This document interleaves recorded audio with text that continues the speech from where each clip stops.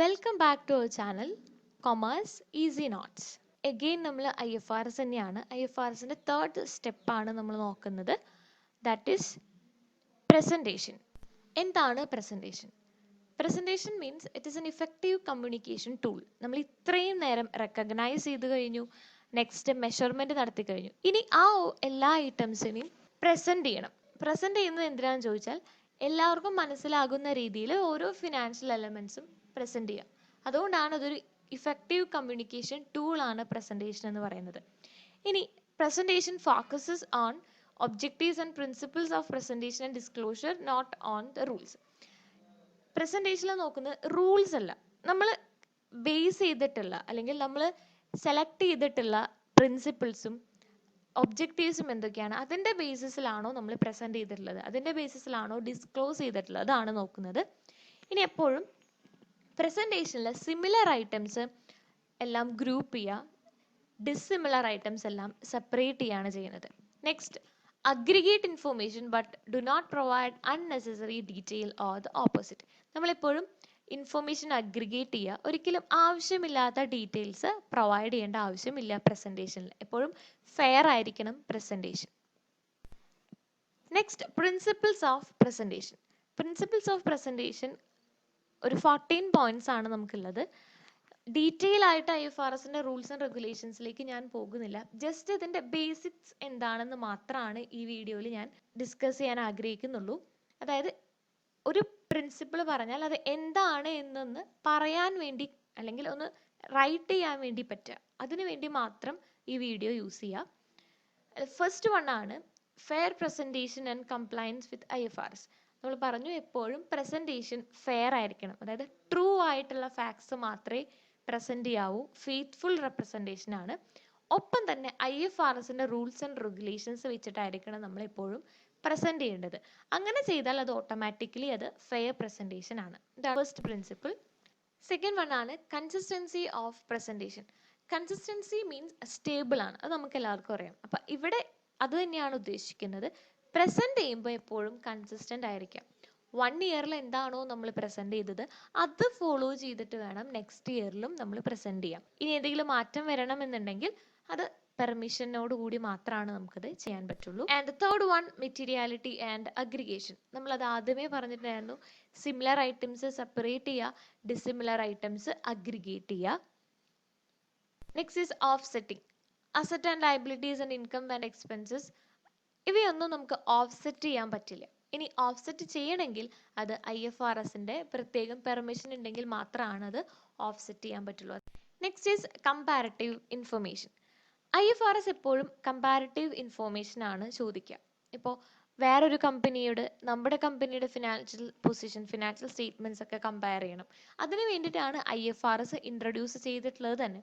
അപ്പോൾ നമുക്ക് കമ്പയർ ചെയ്യാൻ വേണ്ടി നോട്ട്സ് യൂസ് ചെയ്യാം ഫിനാൻഷ്യൽ സ്റ്റേറ്റ്മെൻറ്റ്സിൽ. അപ്പോൾ എപ്പോഴും കമ്പാരബിൾ ആയിട്ടുള്ള ഇൻഫോർമേഷൻസ് ആയിരിക്കണം നമ്മൾ പ്രസൻറ്റ് ചെയ്യേണ്ടത്. Next is structure of statements of financial position. അതായത് ഫിനാൻഷ്യൽ പൊസിഷൻ എന്ന് പറയുന്നത് ബാലൻസ് ഷീറ്റ് ആണ്. നമ്മൾ സാധാരണ ഫിനാൻഷ്യൽ പൊസിഷൻ ബാലൻസ് ഷീറ്റിൽ അസറ്റ് ആൻഡ് ലയബിലിറ്റീസ് നമ്മൾ ഡിവൈഡ് ചെയ്തിട്ടുണ്ട്. അസറ്റിനെ ഡിവൈഡ് ചെയ്യുന്നത് ഫിക്സഡ് അസറ്റും കറണ്ട് അസറ്റും എന്നാണ്.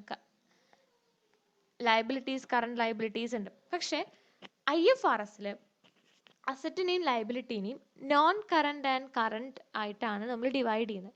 ഇവിടെ കറണ്ട് അസറ്റ് അല്ലെങ്കിൽ കറണ്ട് ലയബിലിറ്റി എന്നുള്ളതുകൊണ്ട് ഉദ്ദേശിക്കുന്നത് items that are realised. Asset ആണെങ്കിൽ റിയലൈസ് ചെയ്യാൻ പറ്റണം, ലയബിലിറ്റി ആണെങ്കിൽ സെറ്റിൽ ചെയ്യാൻ പറ്റണം within the 12 months of the entity's normal operating cycle. സാധാരണ ഒരു കമ്പനിയുടെ നോർമൽ ഓപ്പറേറ്റിംഗ് സൈക്കിൾ എന്ന് പറയുന്നത് 12 months ആണ്, അതായത് ഫിനാൻഷ്യൽ ഇയർ. അതിൽ നമുക്ക് റിയലൈസ് ചെയ്യാനും സെറ്റിൽ ചെയ്യാനും പറ്റുകയാണെങ്കിൽ അവയെല്ലാം കറണ്ട് അസറ്റ്സ് അല്ലെങ്കിൽ കറണ്ട് ലയബിലിറ്റീസ് ആണ്. ഇനി അതിന് പറ്റുന്നില്ല എങ്കിൽ അവയെല്ലാം non current assets and non current liabilities ആണ്. Next is line items. Line items എന്ന് പറഞ്ഞ് IFRS കുറേ ഐറ്റംസ് നമ്പർ ഇട്ട് നമുക്ക് തന്നിട്ടുണ്ട്. അപ്പോൾ അതാണ് ഞാനിവിടെ ABCDEFG അങ്ങനെ നമ്പർ ഇട്ട് ഡിനോട്ട് ചെയ്തിട്ടുള്ളത്. ഇത് ജസ്റ്റ് ഒന്ന് വായിച്ചു നോക്കുക. Property, plant and equipment. Line items എന്ന് പറഞ്ഞാൽ ഒരു ഗ്രൂപ്പ് ഓഫ് ഐറ്റംസ് എന്നാണ് ഉദ്ദേശിക്കുന്നത്. അതായത് ഒരു ഹെഡിൻ്റെ അണ്ടറിൽ ഡിഫറെൻറ്റ് ടൈപ്സ് ഓഫ് അസറ്റ്സ് വരും. ഇപ്പോൾ പ്രോപ്പർട്ടി, പ്ലാന്റ് ആൻഡ് എക്യുപ്മെന്റ് മൂന്നും ഉള്ള ഒരു ലൈൻ ഐറ്റം. ഇപ്പം ഇൻവെസ്റ്റ്മെന്റ് പ്രോപ്പർട്ടി ആണെങ്കിൽ അതിൻ്റെ അണ്ടറിൽ ടൈപ്സ് ഓഫ് ഇൻവെസ്റ്റ്മെന്റ് പ്രോപ്പർട്ടീസ് ഉണ്ട്, അത് വരാം. ഇപ്പോൾ ഇൻടാഞ്ചിബിൾ അസറ്റ്സ് എടുക്കുകയാണെങ്കിൽ അതിൻ്റെ അണ്ടറിൽ ഗുഡ് വില്ല്, പേറ്റന്റ് അങ്ങനെ വരാം. അപ്പോൾ ലൈൻ ഐറ്റംസ് എന്ന് പറഞ്ഞാൽ ഗ്രൂപ്പ് ഓഫ് ഐറ്റംസ്. ഇത് ജസ്റ്റ് ഒന്ന് വായിച്ചു നോക്കാം. Next is format of statement of financial position.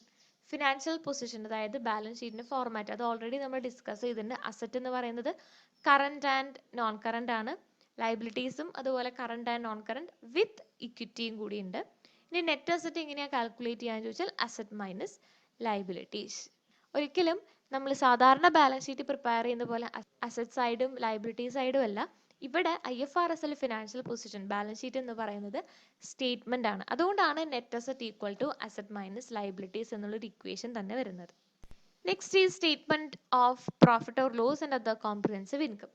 ഇനി എന്താണ് statement of profit or loss അല്ലെങ്കിൽ അതർ കോംപ്രിഹെൻസീവ് ഇൻകം? ഇവിടെ പ്രോഫിറ്റ് ഓർ ലോസ് എന്ന് പറയുന്നത് total of income less expense. ഇൻകംസിൽ നിന്ന് എക്സ്പെൻസ് മൈനസ് ചെയ്യുക, excluding the components of other comprehensive income. Other comprehensive income അണ്ടറിൽ വരുന്ന ഐറ്റംസ് ഒഴിവാക്കി നിർത്തി ബാക്കിയുള്ള ഇൻകം ആൻഡ് എക്സ്പെൻസസ് നമ്മൾ ലെസ് ചെയ്യുകയാണെങ്കിൽ നമുക്ക് കിട്ടുന്നതാണ് പ്രോഫിറ്റ് ആൻഡ് ലോസ്. ഇനി എന്താണ് comprehensive income for the period? Comprehensive income എന്ന് പറയുന്നത് നമ്മൾ കാൽക്കുലേറ്റ് ചെയ്ത profit and loss, profit or loss plus other comprehensive income, ഇത് രണ്ടും ആഡ് ചെയ്ത് കഴിഞ്ഞാൽ നമുക്ക് കോംപ്രിഹെൻസീവ് ഇൻകം കാൽക്കുലേറ്റ് ചെയ്യാം.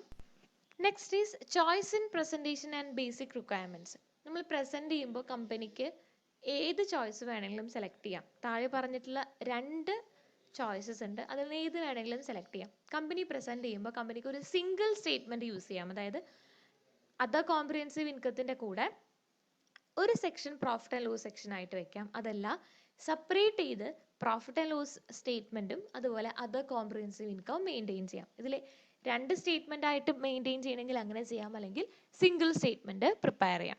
അത് കമ്പനിയുടെ ചോയ്സ് ആണ്. നെക്സ്റ്റ് ആണ് profit or loss section or statement. Profit or loss സെക്ഷന്റെ അണ്ടറിൽ വരുന്ന കാര്യങ്ങളാണ് പറയുന്നത്. മിനിമം ലൈൻ ഐറ്റംസ്, താഴെ പറയുന്ന ലൈൻ ഐറ്റംസ് ഇൻക്ലൂഡ് ചെയ്യണം. Revenue, gains and losses from the derecognition of financial assets, finance cost, share of the profit or loss of associates, certain gains or losses associated with the reclassification of financial assets, tax expense, a single amount for the total of discounted items.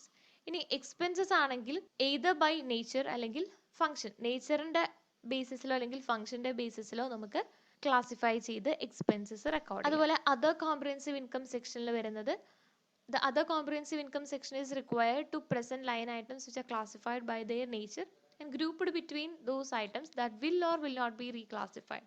അതുപോലെ തന്നെ നേച്ചറിന്റെ ബേസിസിൽ തന്നെയാണ് other comprehensive income സെക്ഷനും നമ്മൾ record ചെയ്യേണ്ടത്. Next statement of changes in equity. നമ്മൾ പറഞ്ഞു liabilities നമ്മൾ classify ചെയ്തപ്പോൾ കറന്റ് ആൻഡ് നോൺ കറന്റ് വിത്ത് ഇക്വിറ്റിയും കൂടിയുണ്ട്. അപ്പോൾ ആ ഒരു ഇക്വിറ്റിയിലുള്ള ചേഞ്ചസ് അല്ലെങ്കിൽ ഷെയർ ഹോൾഡേഴ്സ് ഫണ്ടിലുള്ള ചേഞ്ചസ് നമ്മൾ എങ്ങനെയാണ് റെക്കോർഡ് ചെയ്യുക? എപ്പോഴും ഒരു separate statement changes in equity calculate ചെയ്യാൻ വേണ്ടി നമ്മൾ ഒരു സെപ്പറേറ്റ് സ്റ്റേറ്റ്മെന്റ് പ്രിപ്പയർ ചെയ്യണം. അതുപോലെ അതിൽ തന്നെ സെപ്പറേറ്റ് എമൗണ്ട്സ് നമ്മൾ കാണിക്കണം. അതായത് attributable to owners of the parent and to non controlling interest. ഓണേഴ്സിനും നോൺ കൺട്രോളിങ് ഇൻട്രസ്റ്റിൻ്റെയും സെപ്പറേറ്റ് കോളംസ് നമ്മൾ കാണിക്കണം. ഇനി അക്കൗണ്ടിങ് പോളിസിയിൽ എന്തെങ്കിലും റിട്രോസ്പെക്റ്റീവ് അപ്ലിക്കേഷൻസ് വന്നിട്ടുണ്ടെങ്കിൽ അതും സെപ്പറേറ്റ് കമ്പോണൻസ് ആയിട്ട് കാണിക്കണം. പിന്നെ താഴെ പറഞ്ഞിട്ടുള്ള 2 കാര്യങ്ങൾ ചേഞ്ചസ് ഇൻ ഇക്വിറ്റിയിൽ എന്തായാലും കാണിക്കേണ്ടതാണ്. എമൗണ്ട് ഓഫ് ഡിവിഡൻസും ദ റിലേറ്റഡ് എമൗണ്ട് പെർ ഷെയറും.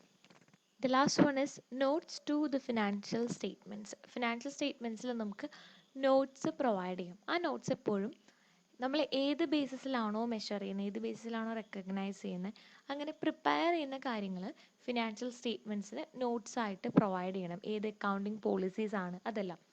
നെക്സ്റ്റ് ഏതെങ്കിലും ഒരു ഇൻഫോർമേഷൻ ഡിസ്ക്ലോസ് ചെയ്യുന്നത് ഇമ്പോർട്ടൻ്റ് ആണ്. പക്ഷേ IFRSൻ്റെ ഒരു ഫിനാൻഷ്യൽ സ്റ്റേറ്റ്മെൻറ്റിൽ നമുക്കത് ഡിസ്ക്ലോസ് ചെയ്യാൻ പറ്റിയിട്ടില്ല എങ്കിൽ അത് നമുക്ക് നോട്ട്സ് ആയിട്ട് കൊടുക്കും. അപ്പോൾ ഇതെല്ലാമാണ് നോട്ട്സ് കൊടുക്കുമ്പോൾ നമ്മൾ ശ്രദ്ധിക്കേണ്ട കുറച്ച് കാര്യങ്ങൾ. അപ്പോൾ ഈ ഒരു വീഡിയോ എന്നുള്ളത് ഡീപ്പായിട്ട് പ്രസൻറ്റേഷനെ കുറിച്ചല്ല ഞാൻ പറഞ്ഞിട്ടുള്ളത്, കുറച്ച് ബേസിക് ആയിട്ടുള്ള വ്യൂസ് ആണ്. അപ്പോൾ എല്ലാവർക്കും വീഡിയോ ഇഷ്ടമായെന്ന് വിചാരിക്കുന്നു.